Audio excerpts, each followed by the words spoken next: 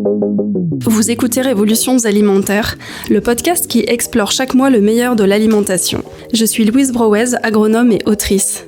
Je réalise ce podcast avec la complicité technique de Mathieu Briard sur invitation de Darwin Nutrition. Couleurs, odeurs, saveurs, aujourd'hui nous allons parler des épices. Les épices étaient jadis si précieuses que la langue en porte la trace lorsque l'on dit payer en espèces. Pour évoquer leurs vertus en cuisine, leur richesse nutritionnelle, mais aussi la touche joyeuse et colorée qu'elles apportent en particulier dans une cuisine végétarienne, je reçois Manuel Brunet, co-dirigeant d'Arcadie, qui produit des épices et des herbes aromatiques biologiques depuis 1980, avec en particulier deux marques phares, Herbier de France et Cook. Manuel est père de 3 grands-enfants, il a 45 ans et il a rejoint l'entreprise familiale à 21 ans à la naissance de son premier enfant. Il co-dirige Arcadie depuis 10 ans. Arcadie, c'est une aventure qui parle d'épices, d'aromates, de tisanes, mais aussi d'agriculture biologique, de commerce équitable, de finances responsables et surtout d'humains en mouvement. Depuis 7 ans, Arcadie est sur un chemin de transformation pour sortir des modèles d'organisation pyramidale et faire émerger au maximum l'autonomie, la liberté et la responsabilité. La moitié de la pharmacie est dans la cuisine et l'autre moitié est dans le jardin, dit un dicton ayurvédique. Bonjour Manuel. Bonjour. Quels sont tes premiers souvenirs d'enfant autour des épices ? Bizarrement, c'est pas les odeurs ou les goûts, c'est la transformation. Moi, je suis un passionné de technique et mes premiers souvenirs, c'est le premier broyeur qu'on a acheté pour faire des poudres. Et puis, les premières expériences de conditionnement, de faire couler des grains de poivre dans des petits flacons qui seront ensuite vendus dans les magasins bio, avec l'arrivée de notre premier container d'épices de Madagascar. Et est-ce que tu pourrais nous faire une brève histoire des épices en 180 secondes ? Alors, challenge, je suis pas un spécialiste de l'histoire des épices, de loin pas, mais les épices, elles se confondent avec l'histoire du monde, et en particulier avec l'histoire de la mondialisation, en fait. Ça commence très très tôt dans l'Antiquité, où le commerce des épices prend une place de plus en plus importante, d'abord à travers la route des épices, la route de la soie, par la terre, et puis au XVe siècle, avec les Portugais qui finissent par arriver en Inde en bateau, et là les épices étaient déjà une denrée très précieuse, mais deviennent une monnaie d'échange et surtout un facteur de déploiement. C'est-à-dire, on découvre le monde, on découvre les États-Unis, l'Amérique, on découvre l'Inde, on découvre les voies maritimes pour trouver les épices, et les grandes nations se construisent à travers les épices. Malheureusement, il y a aussi bien sûr la colonisation là derrière, mais les épices sont le premier facteur de mondialisation. Aujourd'hui, c'est plus le cas. Les épices ont perdu leur importance avec l'arrivée du sucre, du cacao, du chocolat. Mais elles restent sur ce principe de commerce international et d'échange. Ça reste un métier qui est vraiment notre métier, c'est ça, c'est d'aller acheter des épices à l'autre bout du monde, de trouver les bonnes épices, d'avoir les bons stocks au bon moment. Voilà, donc c'est vraiment une histoire qui se confond avec l'histoire du monde. Et je me souviens que c'est Magellan, c'est l'équipage de Magellan qui était parti chercher des clous de girofle. Je crois que c'était vraiment leur objectif. C'est ça. Et les clous de girofle qui sont là vraiment le typique des épices qui ne sont originaires d'une île, d'un cheptel d'îles d'Indonésie, là où le poivre vient d'Inde et ainsi de suite, mais il y a ces îles aux épices d'Indonésie d'où viennent le girofle, la muscade, et puis des choses qu'on n'appelle plus des épices, mais le bois de santal, voilà, parce qu'au départ les épices c'est aussi tout ce qui vient de précieux de ces pays-là, donc on a aussi les encens, tout un tas de choses. C'est vrai qu'on regarde plus de la même façon son petit pot de clous de girofle quand on voit toutes les tempêtes qui sont capables d'essuyer pour aller chercher des clous de girofle sur ces îles. Et je me souviens aussi, moi, d'une visite à Arcadie et de cette machine à mettre en poudre le curcuma qui m'avait assez impressionnée, et puis l'odeur qu'il y avait dans la pièce. Est-ce que tu peux, pour en venir un petit peu justement aux vertus nutritionnelles des épices, des aromates, est-ce que tu peux nous dire un petit peu leurs propriétés digestives ou thérapeutiques ? C'est quoi pour toi les super épices, les meilleures ? Nous faire un petit topo sur leur nutrition ? Alors les épices, il suffit de les regarder, de les sentir, et on comprend tout de suite déjà le fait même d'ouvrir un pot d'épices, de sentir, d'être proche, ça fait saliver. Déjà, on sent quelque chose qui se passe dans la bouche. Et on sait que le fait même de saliver, ça met en route le système digestif, ça prépare. Donc, première vertu, c'est vertu digestive. Beaucoup d'épices vont solliciter la vésicule biliaire, le foie pour créer de la bile et pour améliorer la digestion. Donc, on a des vertus digestives pour beaucoup d'épices. La muscade, la cannelle, la cardamome. Et la deuxième chose qu'on peut voir, c'est que les épices, ça se conserve très bien. Ça s'oxyde pas. Pour deux raisons, c'est que c'est antiseptique, la cannelle par exemple, ou le girofle. On utilise le girofle en dentisterie pour tuer les microbes, quoi. C'est carrément un produit extrêmement utilisé.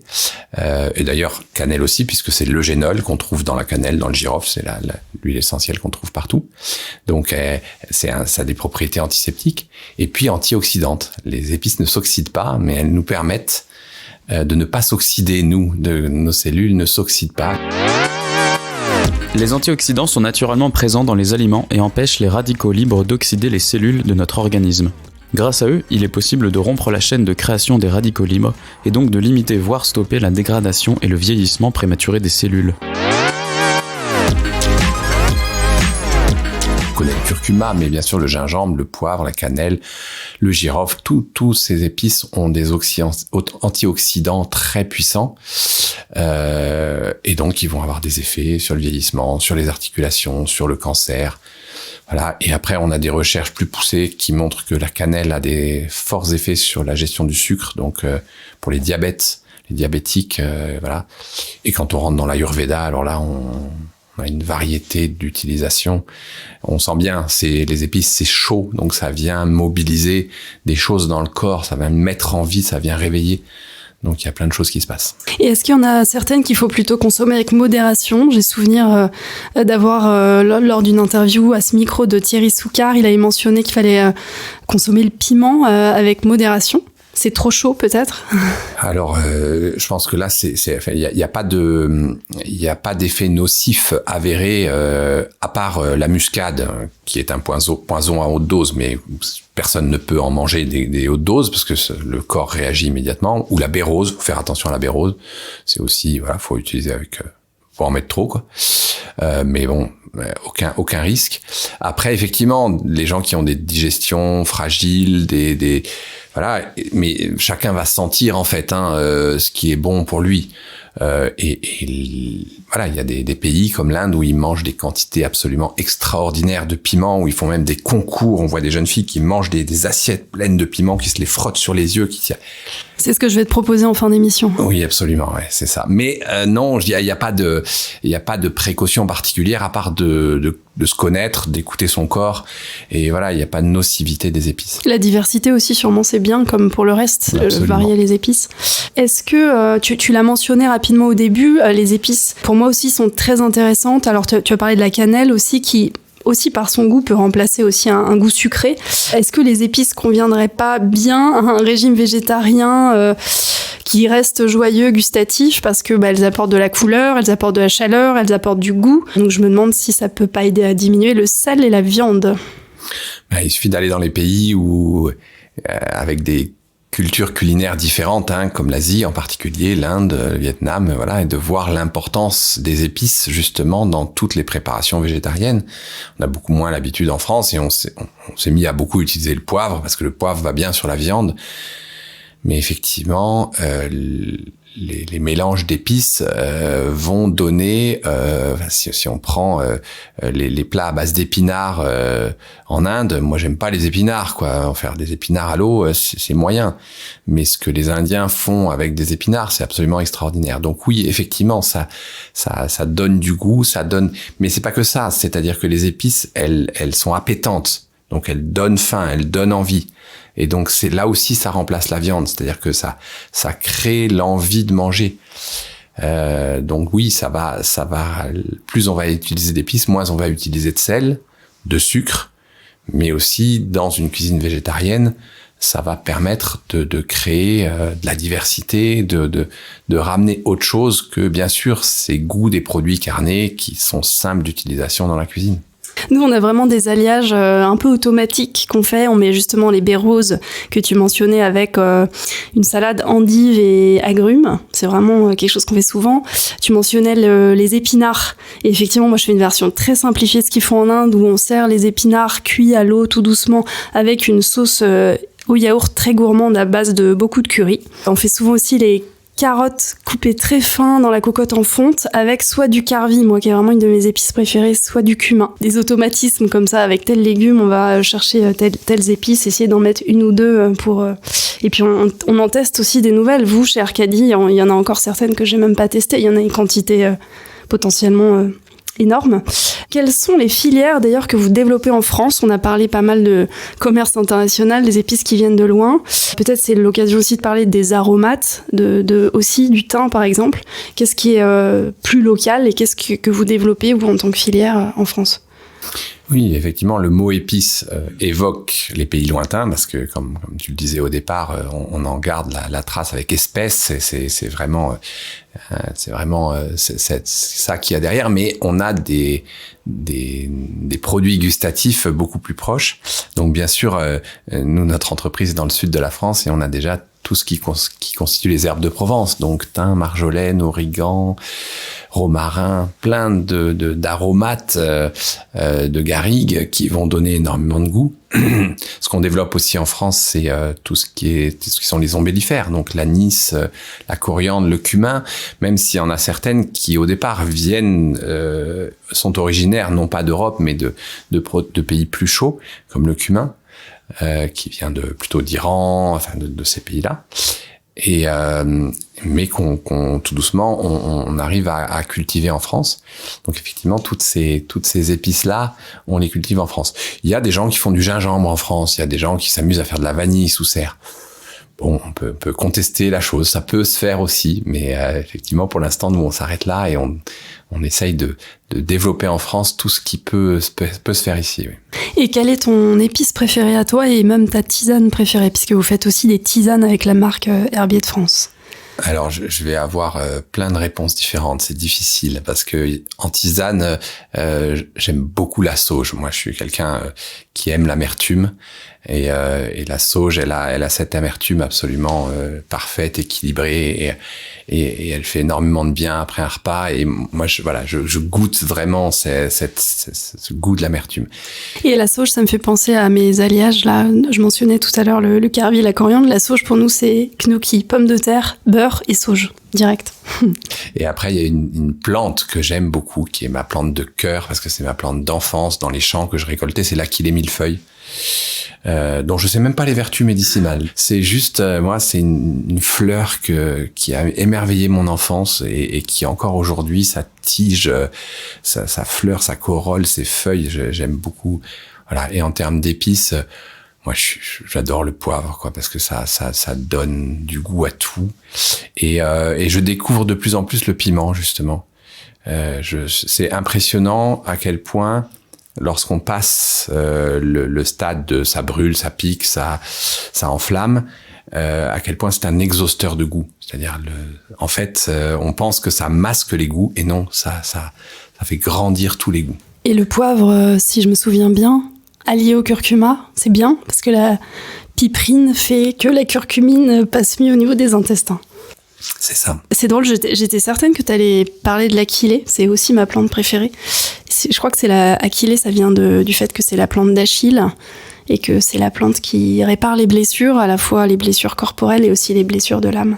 Et c'est une plante qu'on trouve aussi beaucoup dans les tisanes féminines, je crois. Si tu faisais un petit panier surprise à un ami, c'est quoi les 5 produits Arcadie que tu y glisserais? Parce que comme tu dis, il y a beaucoup de diversité, donc c'est un peu, voilà, quand on veut commencer les épices, découvrir ce que vous faites, voilà, quels seraient les 4-5 produits par lesquels il faut commencer?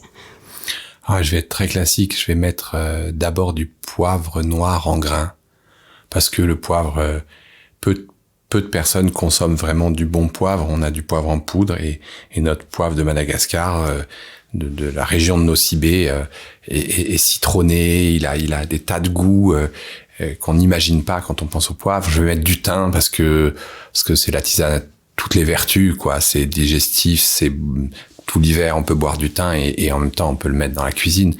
Je vais mettre le mélange thaï que j'adore, notre mélange thaï à base de gingembre, voilà, que je mets un peu partout dans les plats. Qu'est-ce que je vais mettre d'autre? Certainement un curry. Et puis j'aime beaucoup la cuisine asiatique en ce moment, donc je vais mettre un sachet de champignons noirs séchés, parce qu'il suffit de le remettre dans l'eau 5 minutes et ça rajoute à tout un tas de plats un croquant, une couleur noire magnifique. Voilà. Ça met l'eau à la bouche. Comment tu conserves les épices, les aromates chez toi et où est-ce que tu les achètes? Alors, je les achète peu parce que non, mais c'est une question générique pour nos auditeurs. non, mais effectivement, j'ai que des épices bio. Voilà, il y a quelque chose qui m'empêche complètement d'aller acheter des épices non bio. On en parlera peut-être. J'achète beaucoup, par exemple, le gingembre et le curcuma. Je l'utilise peu de mon entreprise sec. On trouve maintenant du gingembre frais et du curcuma frais, et je préfère largement comme ça.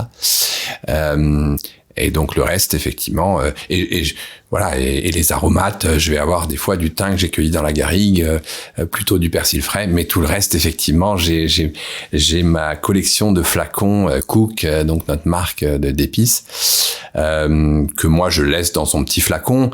Dans l'idéal, quand on a de la place dans sa cuisine, mieux vaut le transvaser dans un pot en verre, et le conserver à l'abri de la lumière. C'est la seule chose qui compte. Tout le reste, une épice dans un pot en verre à l'abri de la lumière, 10 ans après, elle n'a pas bougé, à l'exception du paprika qui perd sa couleur. Mais sinon, voilà. Effectivement, c'est impossible de pas évoquer avec toi le sujet de l'agriculture biologique. C'est un sujet sur lequel on s'est rencontrés quand on a commencé à travailler ensemble il y a presque 10 ans. Pour moi, c'est avant tout les 4 principes fondamentaux qui ont été énoncés dans les années 70, santé, écologie, équité, précaution, tellement visionnaire. Est-ce que tu peux nous dire en 3 mots en quoi l'agriculture biologique elle est meilleure pour la santé, donc santé de la planète, mais aussi la nôtre, qui lui est intimement liée? Elle est meilleure pour la santé parce qu'elle est meilleure pour la santé de la planète, parce que les pesticides détruisent la biodiversité, détruisent les sols, et créent une artificialisation, j'arriverai pas à le dire, de l'agriculture. Ici, Manu parle bien d'artificialiser. Attends, je vais essayer de le dire moi aussi. Artificialisation. Ici, Manu parle bien d'artificialisation des sols. C'est-à-dire qu'on force les plantes à pousser par des engrais, on tue les autres plantes par des pesticides. Donc on sort de la vie. C'est juste manger bio, c'est juste faire confiance à la vie et manger des produits vivants plutôt que des produits totalement industrialisés, même s'il y a une bio industrielle. Donc c'est une autre façon de voir le monde, en fait, l'agriculture biologique. Et ne pas passer par l'agriculture biologique, ça veut dire rester dans une vision du monde où on exploite la nature. Et alors en particulier pour les épices, j'avais lu que justement, comme la plupart des produits, les épices qui sont issues de cette agriculture intensive, de cette pétro-agriculture, elles renferment des taux beaucoup plus élevés de pesticides, et certaines sont même irradiées pour être stérilisées, avec des pertes importantes de vitamines ou d'antioxydants, comme tu le mentionnais, de caroténoïdes. Donc j'imagine qu'il faut vraiment aussi privilégier les épices bio. Oui, les épices, comme c'est cher, comme c'est des circuits de commerce complexes, il y a déjà énormément de fraude sur les épices en général. On mélange des colorants, des farines, on dilue, voilà. Donc la maîtrise de la filière des épices est compliquée. Donc acheter en bio, déjà, ça permet d'avoir des circuits beaucoup plus courts, beaucoup plus maîtrisés. Et effectivement, les épices, ça a beau avoir une connotation très sauvage de produits de brousse, non, c'est aussi traité, et comme c'est des huiles essentielles, ça concentre et ça garde les pesticides, et en plus c'est aussi beaucoup traité au stockage. Donc c'est des pesticides de stockage qu'on retrouve encore plus parce qu'ils sont pas appliqués dehors dans le champ et ils ont le temps de s'évacuer avec les pluies, non. Donc on a tout un problème de stockage, de conservation qui amène des qualités d'épices qui sont moindres, et puis des choses qui peuvent être nocives bien sûr pour la planète et pour la santé. Et voilà, en bio, on est sûr d'avoir une qualité propre, pure et bien meilleure pour la santé. Et pour moi, le fil rouge de tout ça, c'est vraiment la notion de vivant dans l'assiette, vivant dans le champ. mais donc aussi vivant dans l'entreprise. J'en parlais en introduction. C'est impossible aussi de pas évoquer ton chemin aussi au sein de ce qu'on appelle l'entreprise libérée et de tous ces modes de gouvernance plus vivants, plus écologiques. On parle bien aussi là de notre santé psychique. En 2-3 mots, quelles leçons tu tires de ce chemin de nouveaux modes de gouvernance et quels conseils tu donnerais à ceux qui s'intéresseraient au sujet, peut-être à des gens qui sont dirigeants d'entreprise ou qui sont responsables RSE d'une entreprise ou juste qui travaillent dans une entreprise, qui voudraient la mettre en mouvement, remettre du vivant, pas seulement dans leur assiette, mais aussi dans le collectif dans lequel ils sont insérés. En fait, t'as tout dit, hein, mouvement et vivant, c'est tout. Il y a rien d'autre à dire que ça, c'est-à-dire que c'est une question de cohérence. Moi, je fais de l'agriculture biologique, je fais des épices, donc du goût, donc tout ça est en lien avec la vie.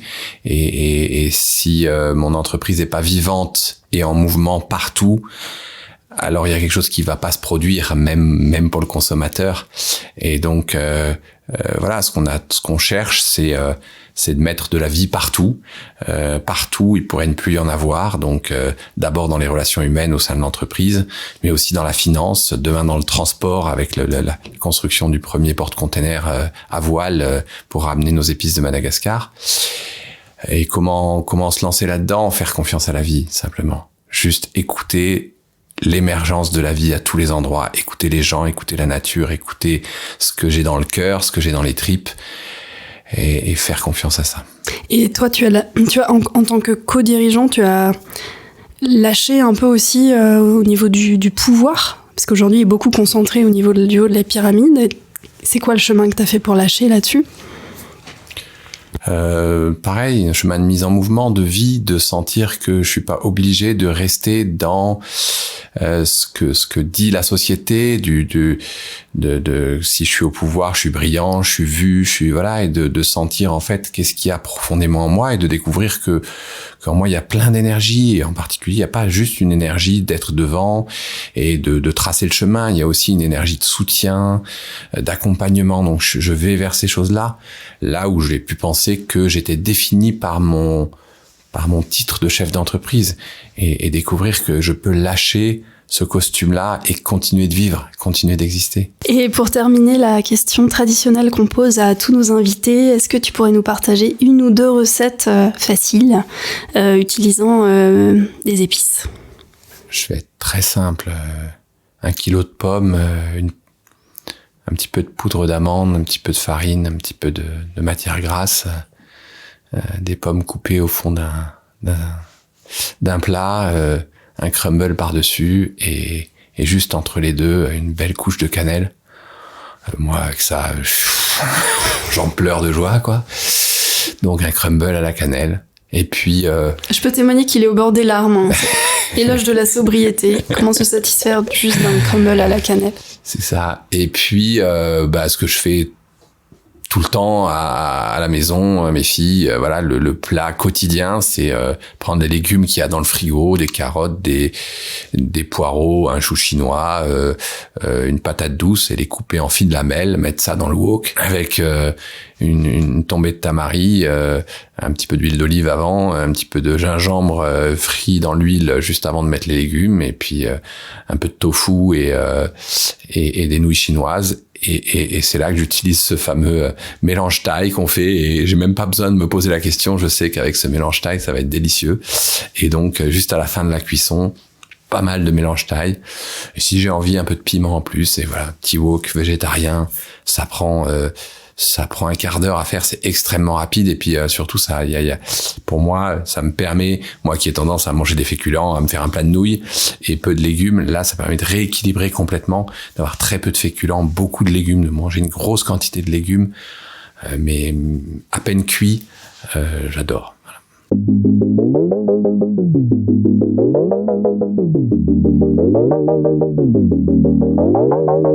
Merci d'avoir écouté cet épisode du podcast Révolutions alimentaires produit par Darwin Nutrition. Merci beaucoup à Manuel d'avoir épicé notre journée. Merci à Mathieu Briard à la technique. Merci à Charlotte et Quentin, les fondateurs de Darwin Nutrition.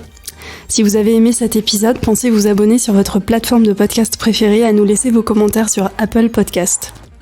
Nous ferons bientôt par ailleurs un épisode avec les questions des auditeurs sur la nutrition. N'hésitez pas à nous les adresser sur le site Darwin, rubrique Contact, ou bien sur les réseaux sociaux. À très bientôt.